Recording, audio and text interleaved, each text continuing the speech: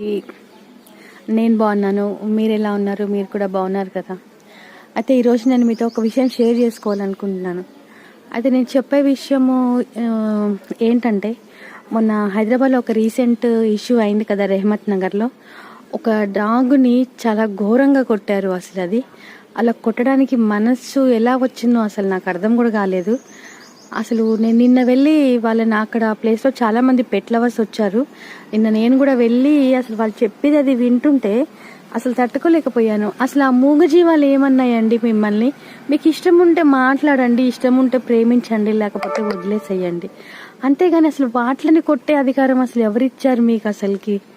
అసలు చిన్న ఒక డాగ్ గురించి మీరంత రౌడీజం చూపించడం అది ఎంతవరకు అసలు న్యాయం? దాని గురించి మనం ఎవరం ఏం మాట్లాడలేమా? మనం ఇలాగా మనకెందుకులే అనేసి మనం నోరు మూసుకొని కూర్చుంటే రేపు మనకు అలాంటి